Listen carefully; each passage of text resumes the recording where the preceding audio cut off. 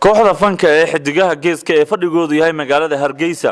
ayaa maanta mar kale gudoomiyaha kooxda waxay u doorteen abwaankooda Xasan Saleebaan Dhuxul Laab Saalax kadib kulan ay isugu yimaadeen isla kulankaas ay maanta yeesheen waxay xubinnimadii kooxda ay kaga saareen fanaaniin ay ku jiraan Yurub Geeyo iyo Nimcan Xillaac mana aanay cadeen sababta ay kooxda uga saareen fanaaniintaas waxaase xusid mudan in fanaanada Yurub Geeyo iminka ku sugan tahay magaalada Muqdisho halka Nimcan uu muddooyinkan halkaasi joogay haddaba waxa arintaasi u sheegay warbaahinta Cabdirasaaq Xaamud Jeylaani oo kooxda u hadlay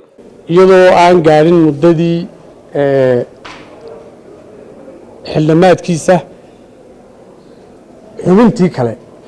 ee shaqada wadi kareysay oo Xasan Saleebaan Dhuxul gudoomiyihiisa ka horeeyay ayaa si culaysku u yaraado xilkana cid qaada oo gudan karta loogu helo halkaasi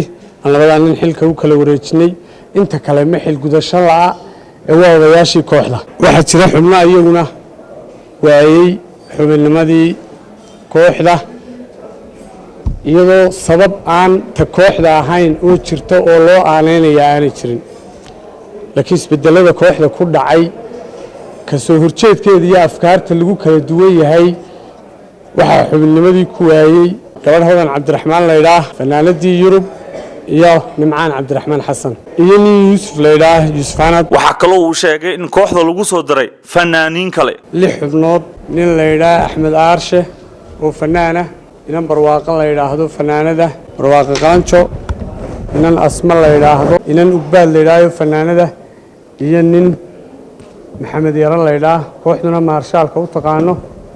oo halkan fadhiya waxa iyaguna halkaasi ka hadlay Axmed Weli Furunle gudoomiyaha cusub ee kooxdaasi Laab Saalax iyo afayeenka madaxtooyada Soomaaliland Xuseen Aadan Cige Deyr run ahaantii waxaan isla qaadanay anoo ahaa gudoomiyihii hore in hawshii aan waday iyo gudoomiyanimadii iyo maamulkii ay isqaadan waayeen kabacdi aan codsi soo jeedsaday inaan walaalahay iga aqbalaan in garanayay run ahaantii walaalkii Xasan Saleebaan Dhuxul oo uga maarmi waayay si gudoominimada ugu wareejiyo Axmed Weli aniga iga dulqaad badan xidigaha geeska la isku ma hayn karo maamul iyo muusik intaas oo dhan buu garsooro yahay haddana maxay inuu maamulkii noqdaa aad iyo aad waa nin adkeysigeeda lahaa culayska uu dareemay nin la dareensan baan ahaa hadduu culays ugu dhaciyo hadduu ku dhaco kolba kaayaga uu ku dhaco waa kii kale xidigaha geeska kelmadda ugu dambaysa leeyahay waxa weeye inta wada jirtaan ee aad wadartihiin ayaad hadalhayn iyo dacaayado iyo dhaliilo intaba helaysaan qof waliba intuu dadka ka tilmaaman yahay ayuu dheer yahay Horn Stars Band oo maanta laba kaclayntii iyo dib u habayntii ugu cuslayd intay jireen lagu sameeyay waxaan leeyahay maamulkii hore iyo maamulka dambe fanaaniintii hore fanaaniinta cusub dhammaantiinba oo soo dhaweynayaa wadajirka iyo isku tiirsanida ayaa dad ku tihiin Axmed Saciid Axmed Television Cable Hargeysa